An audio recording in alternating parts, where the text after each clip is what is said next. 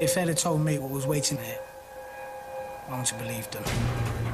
Every minute of the day, I always knew someone was watching us.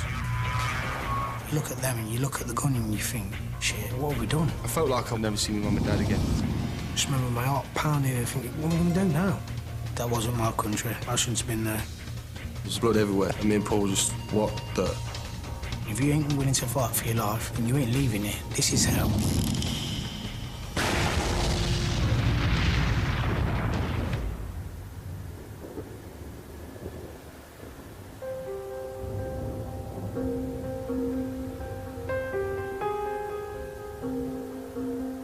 My life in Leicester was dragging me down. For a young lad at that age, it was boring. I just had enough of waking up, no opportunities, no money in my pocket. I wanted to run away from everything. I was working at my uncle's scrapyard. I was just really depressed. I wanted to, just get away from it all, really. I wanted a challenge. I wanted some adventure. I wanted to go and see a bit of the world. Known Paul about 10 years before we got arrested. This whole story began in the nightclub. This nightclub, I'd been there loads of times. And we've seen another friend who we'd not seen for a long time in there. Something stuck out about this guy. He just caught my eye. I looked at him and I think, well, he looks like something special. He looked like he'd been away. He looked healthy in his skin and he looked well off. Good clothes, good shoes, good jewellery. He had a lot of money. He said he'd just come back from a hot country. He told us Venezuela was every young lad's dream. Nice girls, beaches, palm trees. Jamie says, if you want some of what I've got, there's the guy over there. I can put you onto him if you want.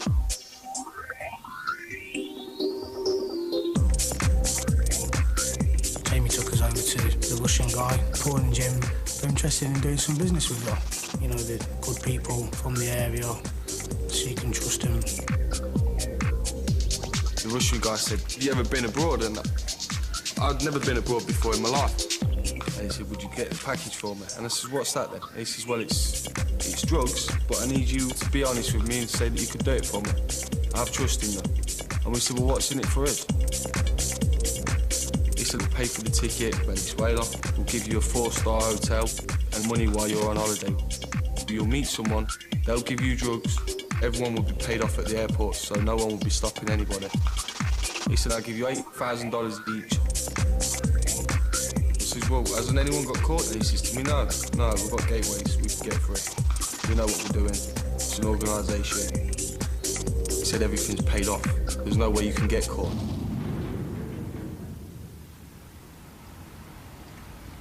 They was offering me an opportunity to go and make something of myself, even though it may be dodgy, but I've only got to do it once. That's what we were saying, we'd only do the one time. Just the one hit, get the money in. That'd be it, the start of life really for us. I felt like I was risking nothing. I'd got nothing. I seen that as a head start in life. That extra money could have made things better for my family. I can do this. That's what I thought. I can get away with this. We was gullible children, as far as I'm concerned. Gullible kids.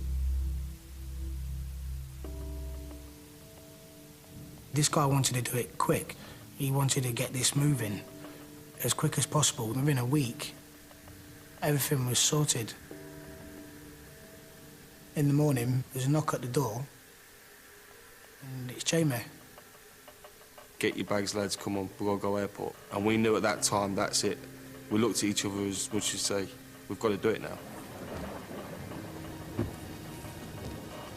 In the car, remember it being cold, raining, horrible on the motorway. Just remember it raining on the dashboard, thinking, get out of this horrible weather. I'm gonna have a break from all this.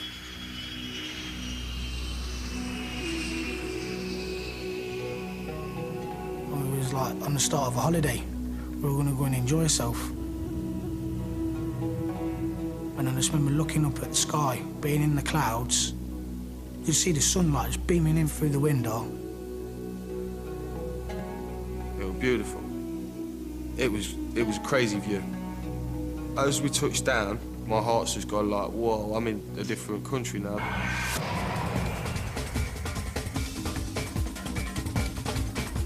soon as you walk out the airport, the heat just went poof. I couldn't breathe because it was a change of climate and I wasn't ready for it. All I can remember was just the heat was intense. It took my breath away. Me and Paul stuck out like sore thumbs. Everything looked clean on us. It was all brand new. They had toes sticking out their shoes. It was just a different world altogether. There are the palm trees. They're there, mate. They're real. Now, I'd never seen a palm tree in my life, and I'm looking at these palm trees going, yeah. It was an expensive hotel. This guy had spent money. It was all professional. Very nice place, 4-star, balcony, everything. The marble floors and the big pillars and the 3, 4, 5 floors upwards. And the clear blue water of the swimming pool.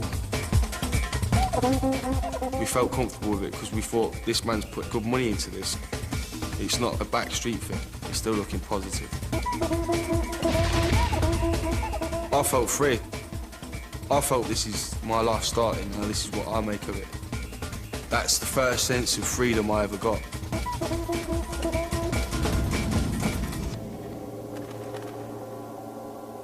If they'd have told me what was waiting ahead, I wouldn't have believed them. Never in a million years I would not have believed what was waiting ahead.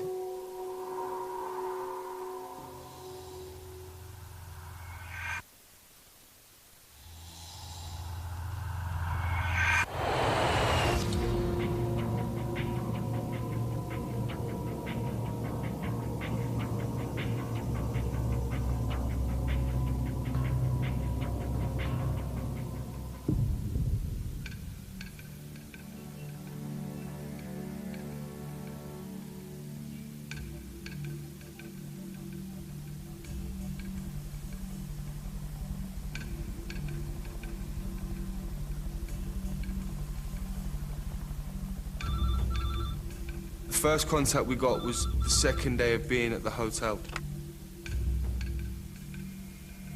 We got the phone call that he was outside the hotel. Paul was scared like I was. We knew we had to go ahead with it. It was full steam ahead from now on.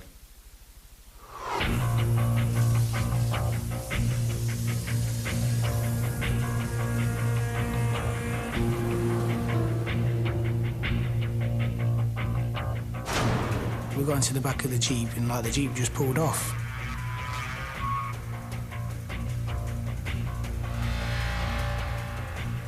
All you can just see is these dark figures in the back of this van and these guns. I'd never seen someone carrying a gun before. You know, you just look at them and you look at the gun and you think, shit, this is serious. This guy's lifting my arm up and I'm thinking, what's he doing? And he's trying to measure my inside measurement there. This is when you need to measure your chest width, hip width, and the length of your chest to the bottom of your stomach. And we said, what's that for then? He said, well, you need bulletproof jackets to put stuff in. And we said, well, won't you see that? And he said, no, you're okay. You wear a shirt, you won't see it. They were saying that they're going to ring us soon, take us to their apartment, put drugs on us, and take us to the airport. And that's when we knew, this is it. That's the day we're going to be waiting for. And that's when me and Paul have actually come to the conclusion that we've just got to enjoy ourselves with what we've got now and get on with it.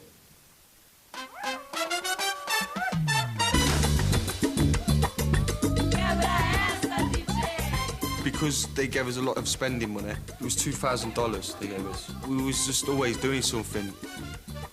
I was just enjoying my holiday. We did shopping, we went on the beach, swimming in the sea, surfing, we went on boats. We were just party animals right from the word go. Drinking in the morning. We used to go down to the restaurants, ordering all this crab and exotic seafood. We were sitting there with girls. Being with the girls and clubbing.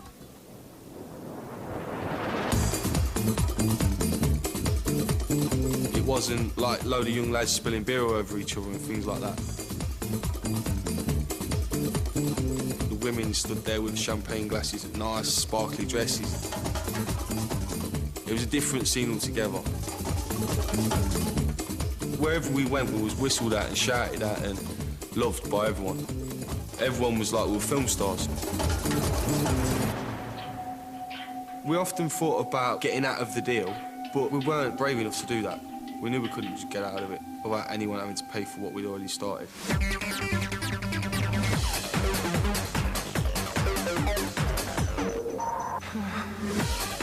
We was offered cocaine by a Dutch guy, Jimmy. I'd smoked marijuana before, but never cocaine. I never tried coke before. Didn't even know how much to take of this stuff. You know, I just started going mad on it.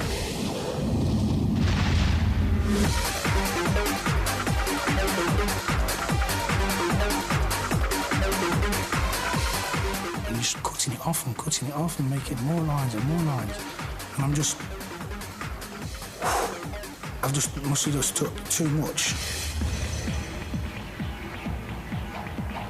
My heart, I can feel it racing and everything was just going black. He started having a seizure where his heart was pumping really fast. And he couldn't breathe, and he was sweating and going white. And I was slapping him and trying to wake him up. And then I could see again, and I get blurred vision. Splashing water. Come on, Paul, what's up? I can feel my chest tightening, and I started to panic. I thought I was going to die. It scared me. I thought I wouldn't lose him. In the end, I thought, that's it, I've got to get you down to the hospital. It's like really, really hot. My head is now pounding. I could feel my heartbeat in my head. I just picked him up and threw him in the back of the taxi. Told the taxi driver, get to an hospital. God, I'm gonna die. Where's this shit? What have I took? I thought he was gonna die. I'm gonna die. I'm panicking. And I carried him into the hospital and got a doctor to come. They gave me an injection to calm me down. I'm in this hospital thinking, shit, what have I done?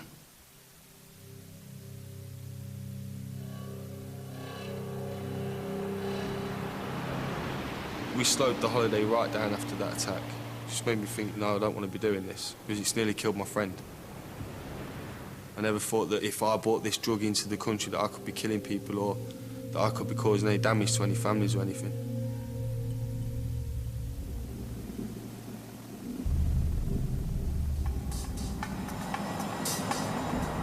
It was like a countdown, you know. God, it's happening now, it's happening. I just remember being in the hotel. You can hear life on the street, but inside you know you're going to be doing something dangerous. I've got myself into something that I couldn't get myself out of, and I started to regret every moment of it. I started to reminisce back to Leicester, what I'd left behind. Maybe it weren't so bad in the first place. I spoke to my mother. I felt like a little boy. I felt like I was trapped. You've done it all yourself, so you've got to carry on with it all yourself. You've got to see it through yourself. No one's going to help you here. You've got to do it.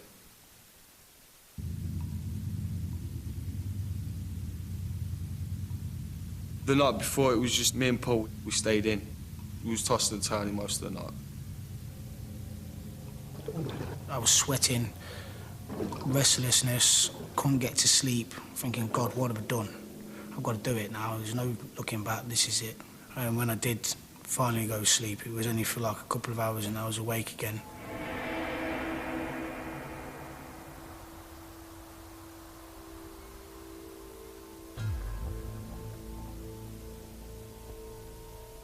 We were told to meet him outside.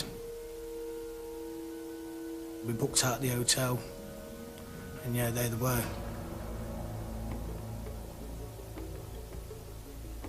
I just remember leaving the beach behind and then driving back to Caracas. It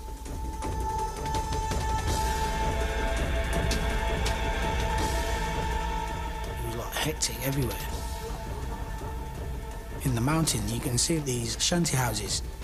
It was just horrendous. I'd not seen that in my life, and I thought, Christ. I felt like I'd entered a third world country. That wasn't my country. I shouldn't have been there. They took us to this apartment, and the apartment just looked dingy. Like nothing I'd expected.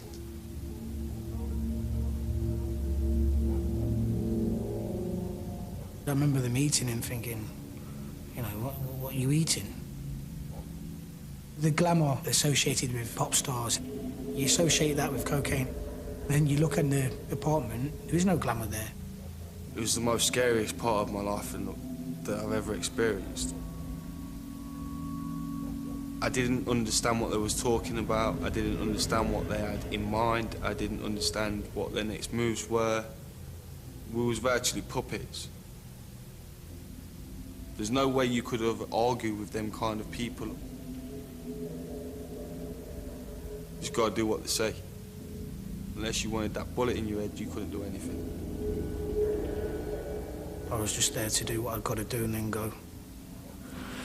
Couldn't wait to get out of the apartment. I just remember feeling like, shit, I've got to do it.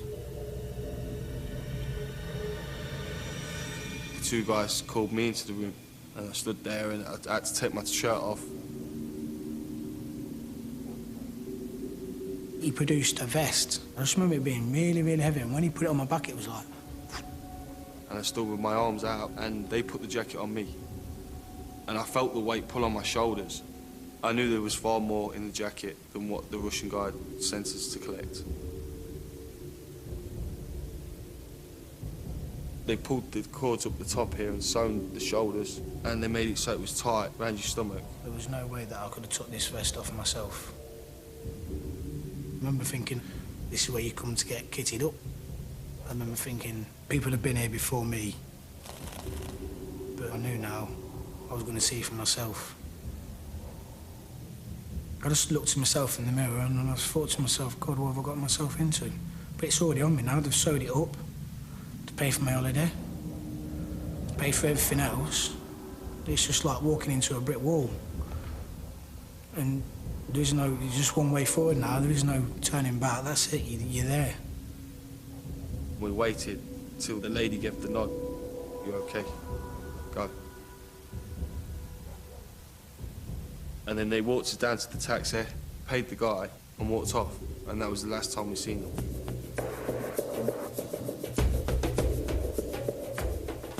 It feels like a straitjacket, to be honest with you. You can't get out of it, and it's just strapped to you. You can feel the packages digging into the side of your ribs, and you just want to get it off you as fast as you can. I remember Jim just turned around and said to me, this stinks. I was scared that people would smell it on us. I was scared that people were watching us all the way to the airport. I was paranoid completely. We stopped talking because we didn't know if the cab driver was in on it. If this taxi driver's involved and we do make a wise move, we will get shot. You get outside the airport and you just see all the police around you and all the National Guard and you think, shit. I was scared, but I couldn't show that I was scared, so I was trying to hide it. Just remember my heart pounding and just feeling scared, thinking, what am I going to do now? We walked to the main entrance to the airport. I just remember I wanted to stay well away from as many police as I could. Felt like the jackets were obvious, not to see, but to feel. If you bumped into someone, you'd know that there's something there. I've been stood in the queue for about 10, 15 minutes. This guy come up to us and he's coming like quite close to me, this guy, and I'm thinking, I don't want him to come close to me because if he touches this, he's going to know straight away what's on me, and that's it. Game's over. He's like, come on, I'll give you an hand. And I've like shouted at the man, no, I've told you, I'm okay, thank you. He's like, okay then, left us. Jim's like, looked at me, he says, didn't need that. I've turned around to go through the immigration, and I can remember seeing this guy standing there with a shirt and tie. I've just remembered thinking, once I'm past him, I've done it. I've earned my money. Corner of my eye, I can see the guard at the side of him, and there's this dog there. My heart started to race and try not to draw attention, looking down, and I can see this dog out the corner of my eye. I'm looking, I'm thinking, God, this is it now.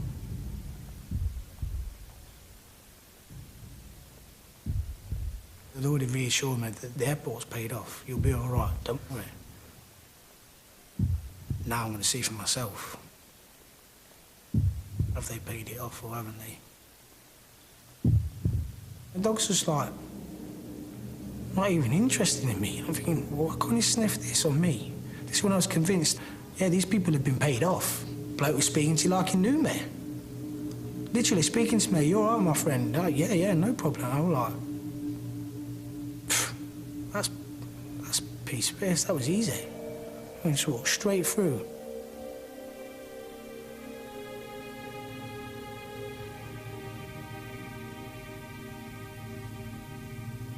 I sat down thinking, I've done it.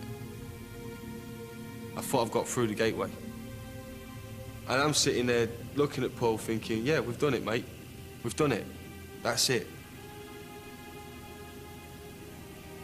Oh, with that confident, I just fell asleep, just dozed off on Jim's shoulder.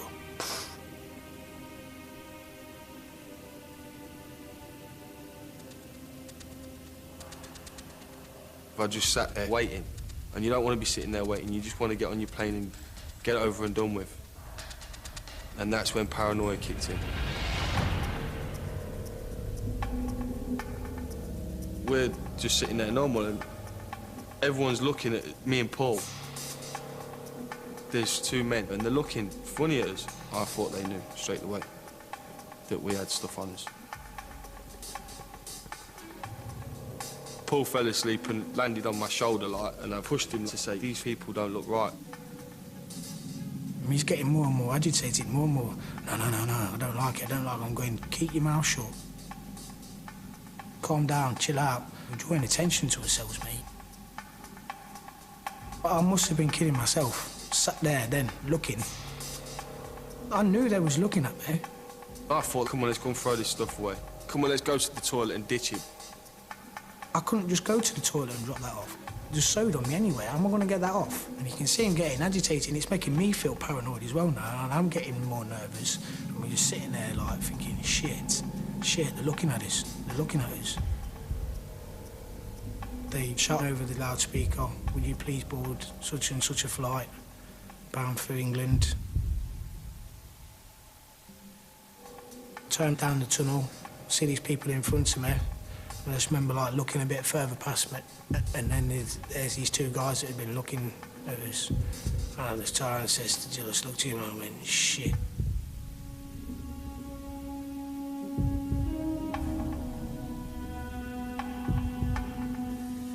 The tunnel just seemed like it was getting longer and longer. I just focused on getting past that man, without him searching me. Just get on that plane and get past him. He was virtually staring at us to go to him. That's how it felt. Like he knew you had the stuff. We got right next to the door.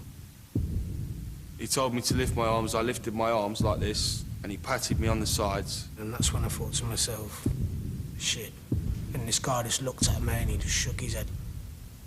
And I thought, no way. The world just come tumbling down. I thought, what have I just gone and done?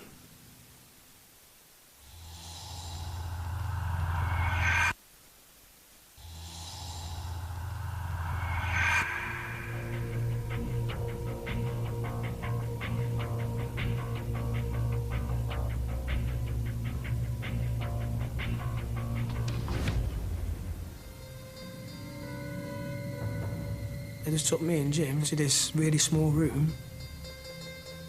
They were being loud and threatening. It was quite scary to not know what they're saying. You just didn't know what was going on. That's when it started to sink in. We're not getting out of here now, are we?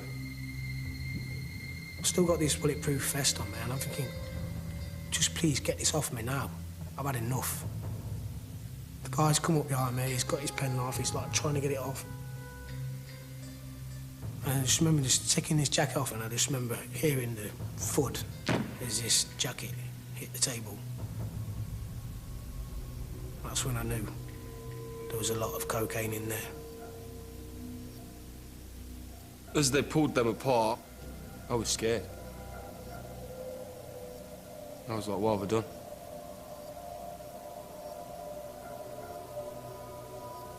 I just remember thinking, my world had come to an end. I ain't never gonna get out of this shit. This is it now. Felt a deep loss.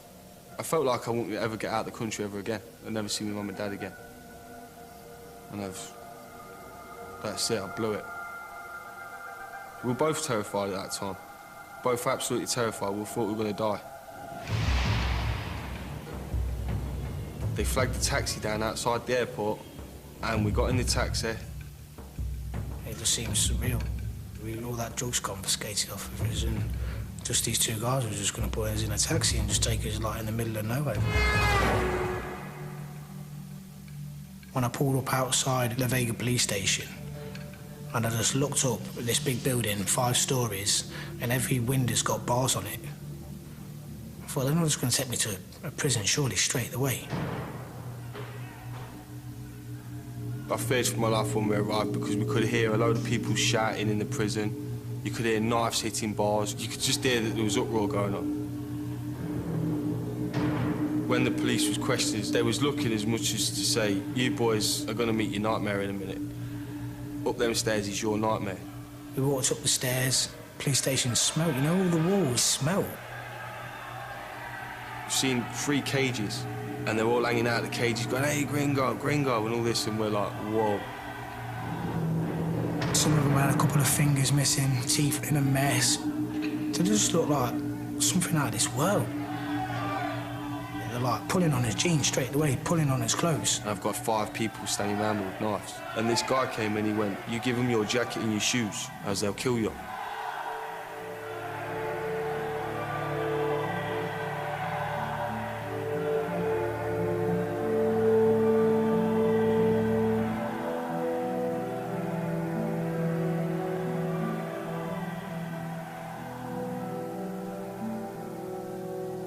And I just wanted to burst out crying, but I couldn't cry. I didn't want them to see me cry. I thought if I let them see me cry, that's it from day one. Know that I've got to put a face on now.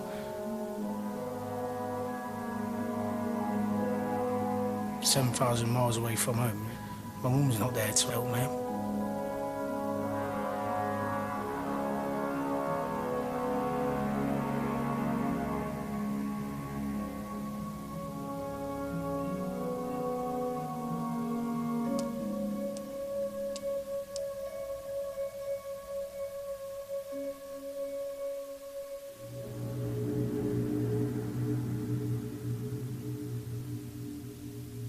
The guards came to us, and it was the first bit of light we'd seen for 4 days. He opened the door and his eyes stung. That's how bad it was. They just took us to this room. The next thing you know, there's just like film crew everywhere. James Miles and Paul Loseby were arrested at Caracas Airport with 22 pounds of cocaine strapped to their chests. I've looked at Jim and I just don't know where to put my face, and I'm thinking, my mum's going to see this. They were arrested as they were about to board a flight to London. Their explanation is that drugs barons forced them into it. This man put a gun to our head. Mum was going to shoot me. We ain't even done nothing. You understand? All I'm here for is on holiday. All my family, everybody I know, they're going to see this, and I can't do nothing about it. I got to speak to my parents a week and a half after being captured at the airport. My mum, she said that she loves being whatever I do, it don't matter. I'll always be a son. And that was the first time I cried after I spoke to my mum. I come back and cried. I said to my mum, sorry, didn't know what I'd done. But I didn't know what I'd done there. I don't know why I left them, I don't know why I left my mum, I don't know why I left none of that. I'm really sorry for what I was doing. I don't think I could have apologised. I couldn't have found words to say anything, I don't know. Just, I'm sorry.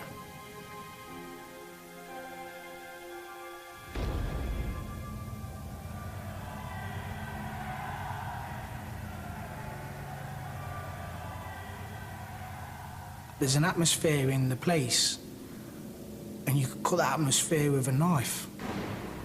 When you look at their eyes, they've got no No sense of nothing behind him. I heard someone getting raped.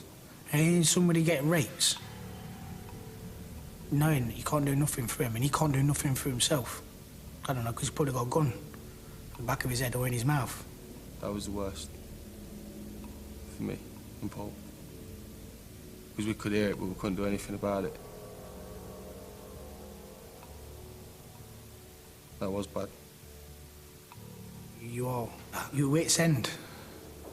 There's nothing you can do. Someone could come in through that door any time of night.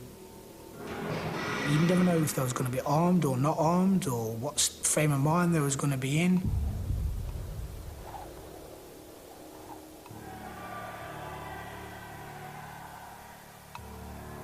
Today, in a dramatic and astonishing turn of events, James and Paul were sentenced to 4 years for possession of drugs, but not trafficking.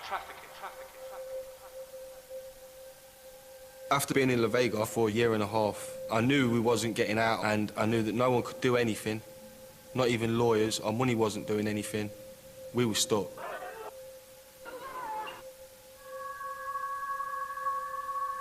We managed to get a camera through Jim's family, and basically we just bribed the policeman to take the camera in there.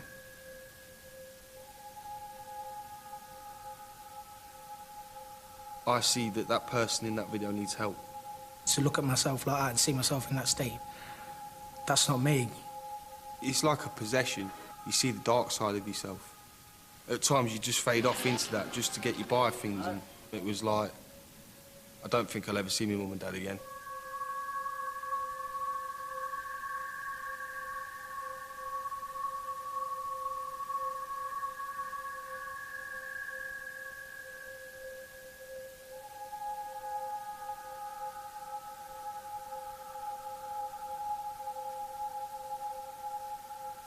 The English government thought it was protecting us, but me and Paul knew we was more at danger there than we were at maximum security prison. I've been warned about it that many times. Oh, you don't want to go to the prisons. They kill each other, and you can buy grenades in there, and you can get guns, and you don't know whether to believe it when you're in the police station. But yet, I felt like I was rotting away in there. I'd just rather go down fighting and in danger than just like rotting away in this little place.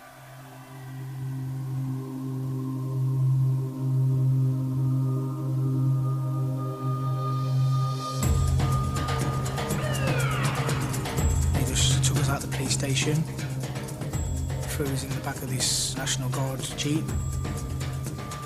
You can just see like a perimeter, fences, guards standing in these turrets. You think, God, that's something you've seen off a film. The guards are there to guard the perimeter, and the prisoners themselves run the prison. Walking in there, seeing them people disfigured, limbs missing, and after that seeing all the guns and all the grenades that went with it.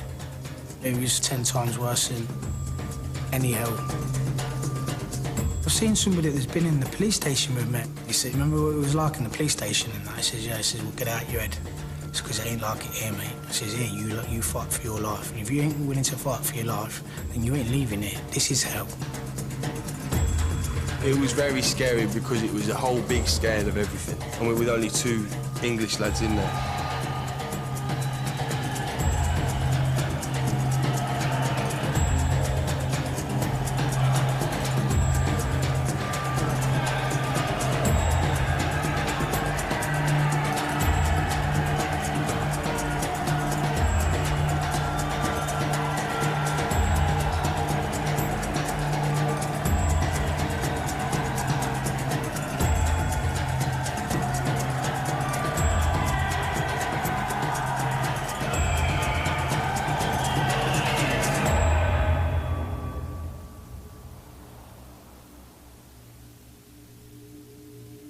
It was the first week of us being there.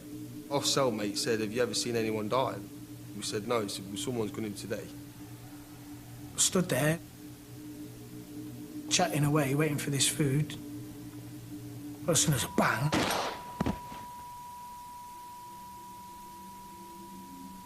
like a ringing in my ear, And I just turned around and just looked at this guy, and he's just like a guy on the floor. He's been shot in the head and all his brains hanging out. There's blood everywhere. And me and Paul were just, what the?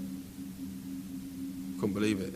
I'd only been there 2 days and someone's just been shot in front of me already. His brains hanging out all over the floor. And after that, it was just a normal thing to be doing in prison to them. 3 people a week, 4 people a week, 5 people a week. Just getting killed.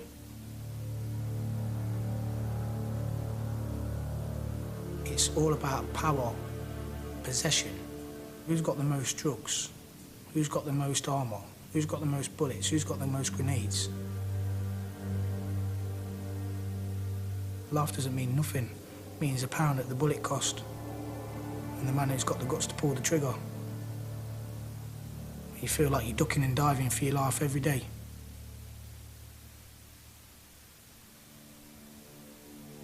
You'd lay there at night and think, well, tomorrow, will I get through tomorrow? Or will I get through this week? Or will I see my mum and dad again?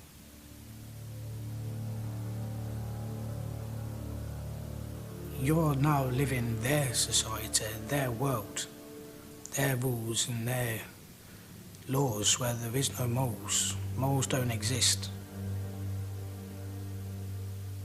You just get to the stage where you just become one of them, you just live like them, you live with them, you do everything that they do. Just to survive.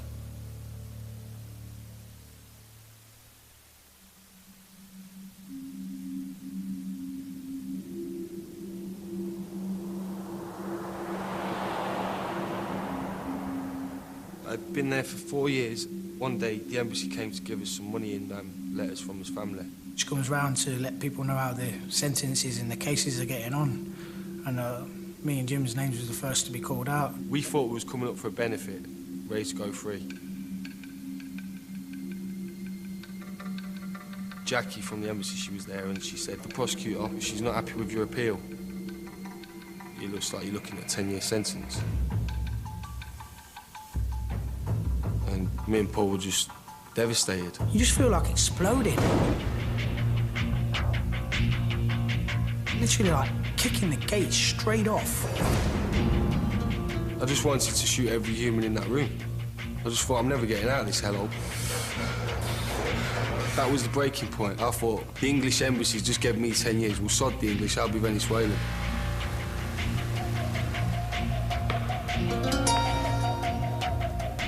Might as well say I'm Venezuelan now. And I'll act like a Venezuelan, I'll live like a Venezuelan. 3 lads just walked up to me with a gun and said, do you want to hang around with us? And I said, what do you do? He said, we play Russian roulette with the guns and we shoot people and we just mess about. And I said, all right, come on then, let's go and do it. And one day they gave me this 9mm and I just thought I'd walk around the prison with it and just show it everyone. To show everyone that I've got a gun and that I want to use it. That's the life I want to live.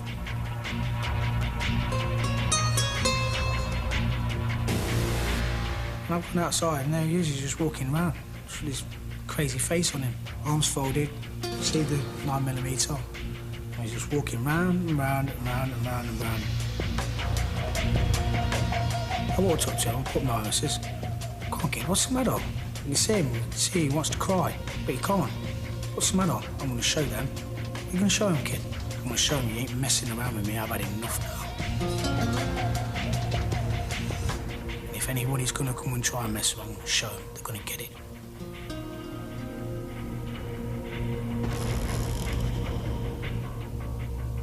And he just became one of them, playing Russian roulette with guns. I mean, what kind of normal person does things like that? The lads wanted to play Russian roulette one day. They just said, you ever played it? I said, not really, no. So the lads span it, and I've gone click, but it's empty. And he's done his turn. Third man's done his. And there was one lad who weren't even in the gang. And one of the guys walked up to him like that.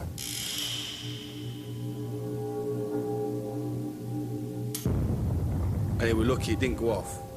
But the guy was like, whoa. See a friend do something like that, and play around with their own life, I knew that he must have been at some serious stage, as if to say, well, you know what, I couldn't really give a fuck. I rang my mum and dad up and said, I don't ever want to see you ever again. Imagine how that must have been for them.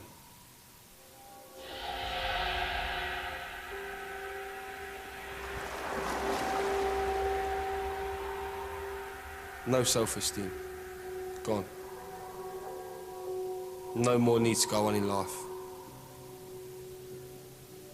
Wanted to end it. What are you doing? What am I going to do if you're not here with me? What am I going to do if you go away? I just wanted to see my mum and dad and my family so bad that I weren't going to be willing to be taking my own life. I would have done anything in my means to get back home to see my family and friends. Anything.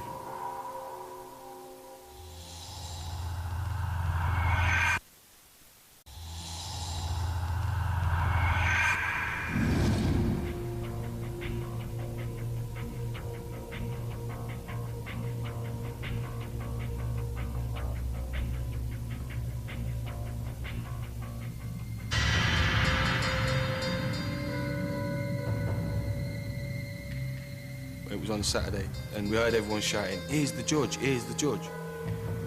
A judge come into the actual prison to release prisoners from prison there and then. So we've grabbed all the paperwork. Me and Jimmy just thought we'd try a look, so we just asked if we could see this judge. She turned around and says, yeah, you've got all your credentials, you've got everything you need. Yeah, we're going to let you go free. And me and Paul were just gobsmacked. Then she says, right, you can go free, but you have to find a job and then go to work every day. In the week, you have to go back to the prison and every night up until 2007. As soon as I was let free, I was thinking about the escape. There was no way I was going to stay there after I'd just done 5 years. I knew that I wasn't going to stay in that country any longer.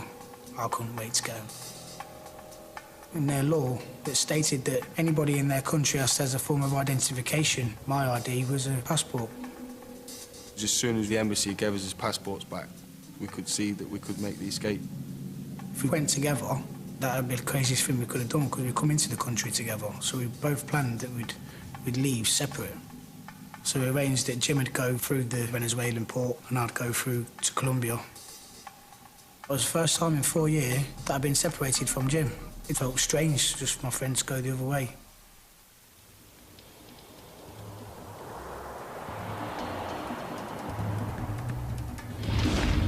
I got no money or nothing. I got a load of clothes off of a friend. I took the clothes and I sold them all. That's what I got my bus fare to Colombia with. Got on the coach to Colombia. That's it now, I'm leaving Venezuela for good. I ain't coming back. I decided to go on the run for a week until my father came. He was going to give me money to buy a ticket so I could get out of the country. His flight got cancelled and he came the week after, so I had to stay on the run for another week until my father came. I stayed right underneath the police station because they don't look where it's obvious. They were lucky for me and they couldn't find me. When I got to the Colombian border, I should have gone through the immigration, but I didn't want to bring any attention to myself. Everyone's being checked. If they'd have caught me, they would have sent me back to prison for 6 years. That was the risk I took to get back to my country. Some God unknown reason, driver just drove straight past. Didn't even pull him down, didn't even say nothing to him, didn't even nothing. And on the other side, I rang my mum. I says, look, I've done it, mum. I'm in Colombia, mum. I says, I need you to send me some money. I met my dad at the airport and I collected money off him there. My dad left that night and he says to me, just ring me in the morning and make sure you get a ticket to Colombia. I said, I will. When I got to the Western Union in Colombia, it was something like £1,800 my mum had sent over. And like £1,800 in Colombian pesos is like wads. From there, direct to a travel agent. This is all in the same day. Flight to England, please.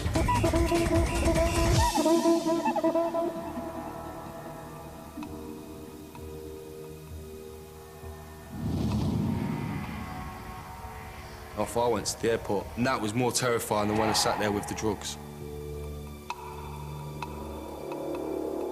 If I'd have been spotted by a policeman at the airport, I think I would have tried to kill the policeman at the time or him kill me. Because there's no way I would have gone back to prison. I thought, oh my God, I've got to go through this again. And it's like, this airport is like 5 times as big, and like, it's Colombia, it's Bogota. Their immigration has got to be tight. Put some more courage up.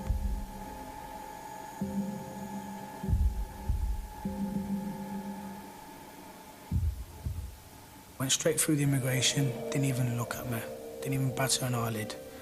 And I knew then, once I'd passed that immigration, I was sat down in that departure lounge. It's over, I'm coming home. I got off the plane in Colombia. I've walked down, and I just seen this hand that I recognised, and I thought, I know that hand. And as I've turned my body around to see who it is, there's Paul sitting there, and we both looked at each other and gone, we've done it, mate, we're free, we're going home. And we just hugged each other and said, yeah, we're going home.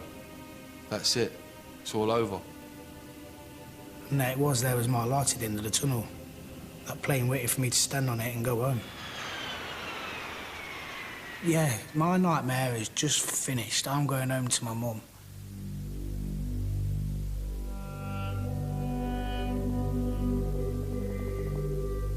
I don't feel guilty anymore because I've come back, and I've been back in England 6 years now, and I've made amends. And like everybody else, we all do wrong. Just try and make up for it and do better. And make your parents proud of you, and the people that love you are proud of you. Because they're the ones that count at the end of the day.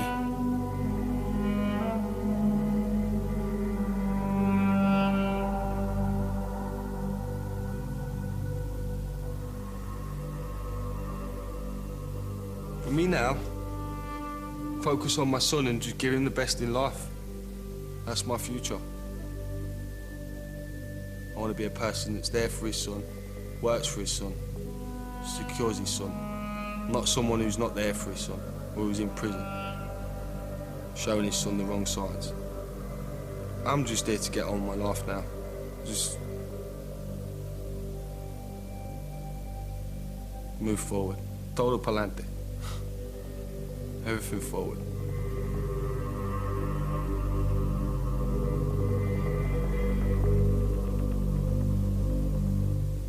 Those bloody vampires are everywhere. Brad Pitt and Tom Cruise star an interview with the vampire, next on 5.